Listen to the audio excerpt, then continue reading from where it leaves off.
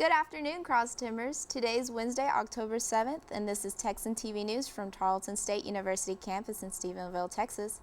I am Rebecca Hernandez, and today's top stories are brought to you from the Associated Press, Tarleton State University, Stephenville Empire Tribune, and Weather.com. These are today's top stories. In campus news, homecoming starts next week, and if you haven't already marked your calendars, now is the time to do so.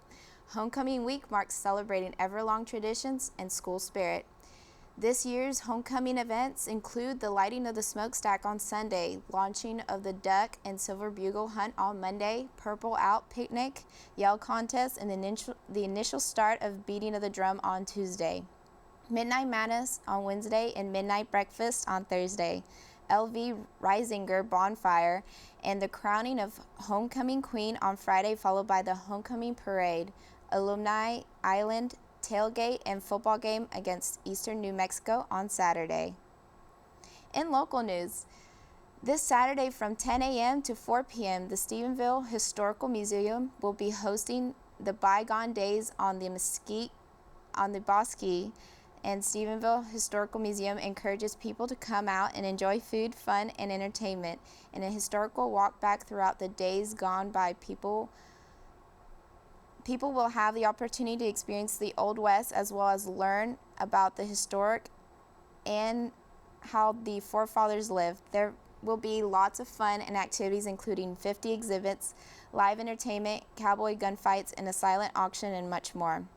The event will take place at the museum grounds on East Washington Street, and admission is free, open to anyone of any age. And now today's Texas, national, and international news from the Associated Press.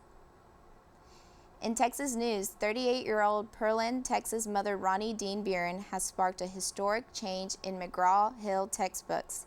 Dean Buren noticed that in their world geography textbook, African American slaves were included in the immigrants page. Dean Buren was deeply offended and took to social media to highlight this issue.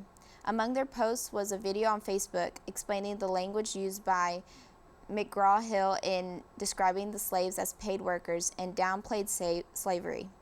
McGraw-Hill acknowledged the comments and have agreed that it is a problem. They stated that they will be correcting their digital versions immediately, and the next printed version. Dean Buren is not satisfied with their pace, saying, "A lot of schools don't use digital versions, and we know that textbook is going to sit in schools 8 to 10 years. In national news, soon it will be legal for those who are terminally ill to end their own lives in the nation's most populous state, California. Right to Die advocates expect their states to follow this example. Governor Jerry Brown has signed a bill on Monday that allows physician-assisted death, marking a majority victory for those who spent decades and millions of dollars pushing for this. Lawmakers saw California marks a turning point, and its legislation includes more safeguards that the other 4 states were to practice is legal. However, opponents say that the fight over this law is still not over in California. One group filed paperwork on Tuesday with the California Attorney General's office to launch its drive for the election and to overturn the law. In international news, in Mexico City, a popular dog run will remain closed after officials received reports on dog poisoning.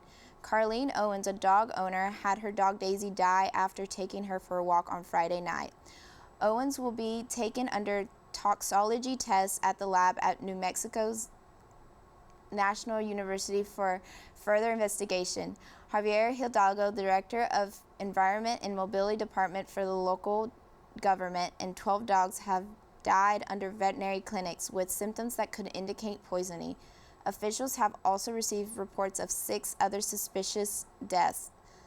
The local government has posted signs throughout park and is asking for dog owners to keep their dogs on a leash while the investigation continues. For today's weather forecast will be partly cloudy with a high of 88 degrees and a low of 62 degrees. On Thursday, it will be partly cloudy with a high of 90 degrees and a low of 65 degrees. This has been a product of Texan TV News, a product of Texan News Service from the Tarleton State University campus in Stephenville, Texas. Tune in to Northland Cable Channel Line on weekdays at 12:30 for each day's top stories, and you can follow us on Texan News Service on Facebook, Twitter, and check out our website, www.texannews.net, for all your latest local, state, national, and international news, as well as all your entertainment and sports updates. And the live stream of Texan TV News, today's broadcast was produced by Katie Tonkin, Jack Cochran, Quinincia Frazier, and Alejandra Aguin.